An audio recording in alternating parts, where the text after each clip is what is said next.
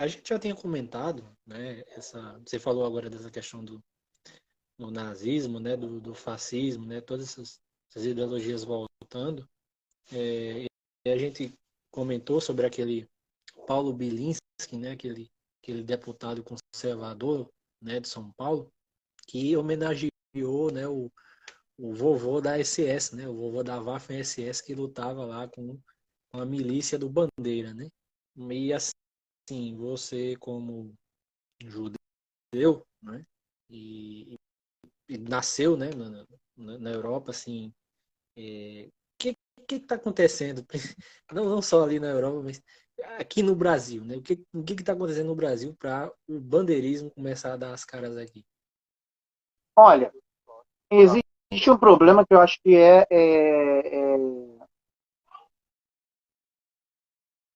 o problema é que a Segunda Guerra Mundial acabou, mas não se exterminou o nazifascismo. Acho que isso é importante destacar. O próprio fato do avô desse indivíduo ter vindo para o Brasil e ter conseguido viver aqui numa boa demonstra isso, né?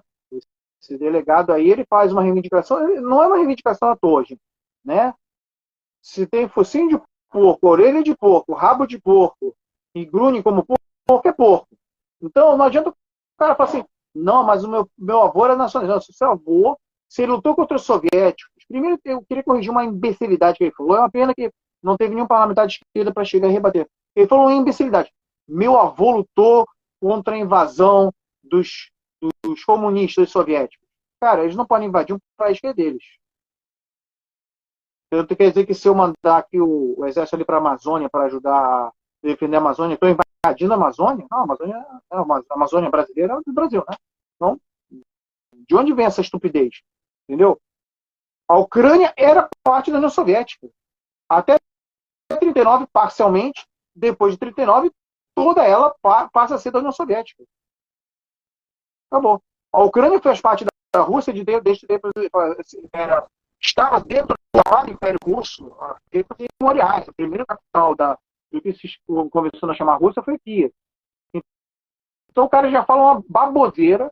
Eu não sei se é por ser estúpido mesmo ou se faz parte da propaganda. Eu acho que é as duas coisas juntas, né? Porque o indivíduo, quando eu vejo ele falando coisa assim, eu já tinha visto ele em podcast e tal, é um cara que tem uma limitação intelectual muito grande. Embora até fale, é, consiga falar melhor do que o Marreco de Curitiba, que se não fala algum idioma que parece com português, então o cara pelo menos tem uma fluência maior, mas fala besteira, um cara ignorante. Então ele já fala essa baboseira. Meu avô. Então, se na Segunda Guerra Mundial o avô dele estava lutando, era um nacionalista ucraniano lutando contra a Europa Soviética, ele só podia estar do lado dos nazistas. E ele, numa postagem, reconheceu isso. Ele falou: ah, meu avô fez parte da divisão Galícia. A divisão Galícia fazia parte das SS, das Waffen-SS, Schutzstaffel. A SS, todo mundo sabe o que era. Eram os grupos utilizados, era a guarda pessoal de Hitler, que depois se expandiu, que era utilizado para os extermínios de judeus, de comunistas, de eslavos. Foi usado para o extermínio dos poloneses, de Volínia, extermínio dos húngaros, então, e de outros ucranianos que não eram nazistas, não aceitavam o nazismo. Então, peraí. O cara reivindica um nazista, um assassino, né? Eu tenho certeza que se estudarem ali com lupa, vão descobrir histórias do avô e do bisavô, porque parece que o bisavô também participou. Vão descobrir histórias ali, tá? Porque ali ninguém saiu ali com as mãos limpas. Ninguém participa das SS para sair com a mão limpa. Ninguém participa, entendeu? Esses grupos, inclusive, as poucas vezes que combatiam diretamente com os soviéticos, levavam uma coça. Quando combatiam o exército vermelho, levavam uma coça, né? Mas depois esses caras foram indo. Depois participaram, inclusive, da resistência em Berlim. Então, esses caras aí, pra gente ver, eram voluntários, tá? Voluntários. Não era gente obrigada a lutar. Eram voluntários. No exército alemão, você poderia ter gente que era recrutada à força. Na divisão Galícia, formada pelos nacionalistas ucranianos, não havia gente obrigada, eram todos voluntários. Eu gostaria de destacar isso. Então, por que isso acontece? Porque quando termina a Segunda Guerra Mundial, até o julgamento de Nuremberg, o Ocidente tentou salvar o máximo de criminosos de guerra nazista, das várias nacionalidades que se aliaram ao nazismo. Não eram só alemães, poloneses, croatas, fascistas italianos, da Ucrânia, de todos os países. Eles fizeram o possível para proteger. O maior criminoso de guerra da Iugoslávia, os Taxas croatas, os Taxas eram os fascistas da Iugoslávia, Ante Pavelic se escondeu na Espanha. Vários criminosos de guerra nazistas foram para os Estados Unidos, para a Inglaterra, para a França. O governo da Alemanha Ocidental, da Alemanha Ocidental que surgiu depois, era composto por criminosos de guerra nazistas. O primeiro chefe da contra-espionagem da Alemanha Ocidental era Reinhard von Gehlen, que era o chefe da Abwehr, que era a contra-espionagem militar da Alemanha nazista, criminoso de guerra. O pai da astronáutica norte-americana, o pai da NASA, era von Braun, Werner von Braun, criminoso de guerra nazista, que usava mão de obra escrava para construir os foguetes V1 e V2. Então é preciso a gente dar o nome aos bois. Então, como você começa a utilizá-los por uma questão ideológica para a Guerra Fria, utilizar contra os soviéticos, contra os países socialistas do leste europeu, você protege criminosos de guerra nazistas, você não esmaga no seu todo o nazismo. Quando você tolera neonazistas, tolera organizações de extrema-direita no Ocidente que foram tolerados, você permite que continue germinando ali. E quando acaba a União Soviética e você estimula os nacionalismos exacerbados nesses países para você acabar a União Soviética, para acabar a Iugoslávia, você faz com que ressurjam o neonazismo, ou pelo menos volte a florescer aquilo que estava no subterrâneo. Então, por isso que a gente vê esse ressurgimento com grande força, porque esses grupos sempre foram tolerados no Ocidente. Nos Estados Unidos é dada a voz a Ku Klux Klan, a quem defende o nazismo. Volta e meia que eles dão uma sapecada, porque quando há um ataque quando há uma negação do Holocausto. E aí também os grupos judeus nos Estados Unidos, na Europa Ocidental, aí eles, peraí, aí não. E aí usam sua força, sua organização, que é reconhecida, para pressionar. Aí, se um cara, né, faz uma coisa mais bizarra desse tipo, tomam uma troca, né? A negação do Holocausto na Alemanha é crime. Né? Portar bandeiras com a suástica é crime na Alemanha Ocidental. Mas você ser de extrema-direita, o que ao fim e ao cabo mostra que você está apoiando a política que era a política nazista, é tolerado. Sempre foi tolerado. Enquanto o Partido Comunista na Alemanha Ocidental era proibido. Era proibido. Né? Então, por isso que a gente vê agora esse ressurgimento. Infelizmente, o Brasil tem isso também, porque tem suas próprias sementes. O maior partido nazista fora da Alemanha, na época, né, década de 30 e 40, era no Brasil. Era no Brasil que estava organizado o maior partido nazista fora da Alemanha. Principalmente ali por conta das colônias alemãs, ali na Santa Catarina, no Rio Grande do Sul, no Paraná. Então você tinha ali. E aquele pessoal nunca foi preso, condenado, então foram vigiados, eventualmente reprimidos um pouco, até por conta da espionagem, mas nunca foram tratados como criminosos. Então continua aquilo lá, pendente. Né? É importante deixar claro isso. Né? Inclusive, tem políticos lá que têm raízes em gente que foi do Partido Nazista na época. Políticos em Santa Catarina, no Rio Grande do Sul. Né? Então, por isso que a gente vê esse ressurgimento dessa galera aí dando as caras. Claro que o último governo genocida no Brasil trouxe esse pessoal de dentro do escopo, então foi a sua principal vocalização. Agora eu acho que ele queria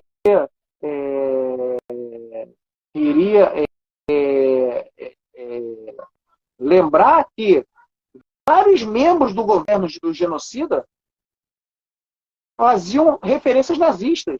Né? O secretário de comunicação, por exemplo, ele fez um cenário imitando Joseph Goebbels, inclusive com a música e tudo. Os caras estão fazendo durante a pandemia, né, que os caras foram negacionistas ao máximo. O que eles fizeram? Defendendo que as pessoas trabalhassem, puseram lá: o trabalho liberta o homem. Para quem não sabe, essa frase foi puxada de um lema que existe ali na entrada de Auschwitz, em alemão, Arbeit macht frei.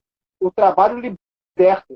Todo mundo sabe que é o campo de concentração, na verdade, o campo de extermínio de Auschwitz.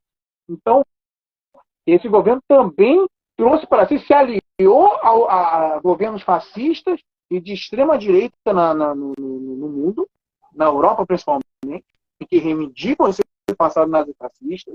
Então, é por isso que a gente vê esse ressurgimento. Agora que está sendo combatido. Só que parece, inclusive, eu vi que uma jornalista conseguiu catalogar 1.120 grupos neonazistas no Brasil. Só que é absurdo. Como é que a gente podia imaginar em algum momento que teria isso? Mas é consequência de uma conjuntura internacional que tem uma explicação histórica, como eu coloquei, ou seja, o Ocidente nunca quis enterrar de fato o nazismo, então executou ali em Nuremberg figuras mais destacadas que não tinha como proteger, mas salvou outras. Outro voto do juiz soviético, vários foram absolvidos ou pegaram penas de prisão leves. Vários conseguiram salvar. A Igreja Católica do Pio XII ajudou a salvar um monte de criminosos nazistas dando passaporte do Vaticano. Estou falando de documentos públicos.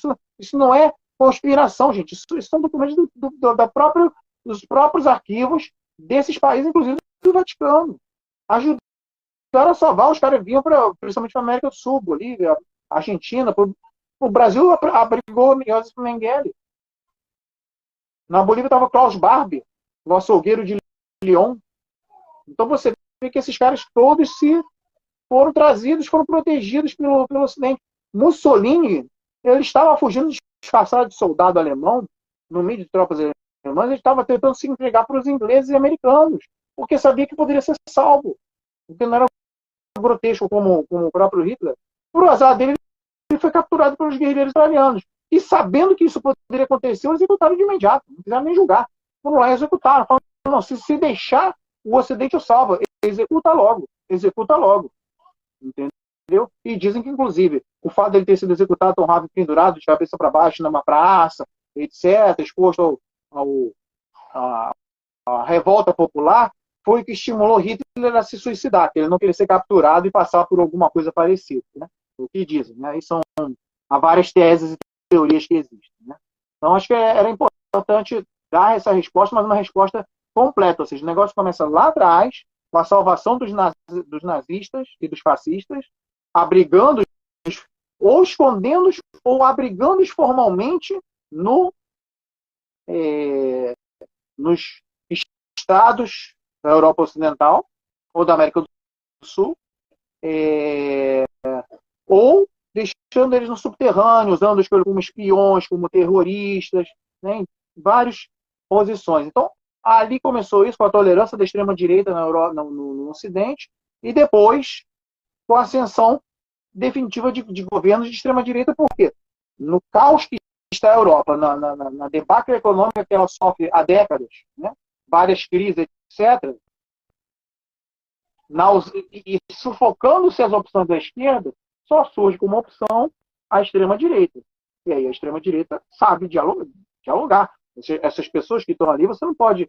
Aí, assim, ao contrário do nosso genocida aqui, que tem suas espertezas, mas é um cara culturalmente, né, do ponto de vista de conhecimento, é um cara tosco, imbecil, um elo perdido. Os caras na Europa não são assim, não. Eu já vi esses caras falando. O Vítor Orbán da vida, o pessoal da Polônia, a turma do governo da Ucrânia, os caras da extrema-direita, do AfD na Alemanha, eu os vejo falando, os caras têm uma capacidade oratória, eles são caras que leem, estudam, eles procuram falar coisas que sejam coerentes e inteligíveis para as pessoas, entendeu? Não são imbecis como a gente teve aqui.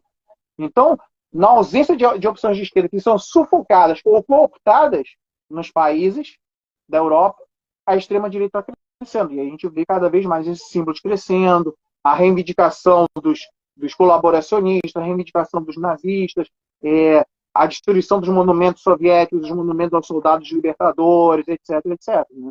A gente vê isso. Pode ter certeza, quando começa a destruir um monumento da soviética da Segunda Guerra Mundial, é porque você está alinhado com o outro lado que era nazista. Não tem erro. Não tem erro.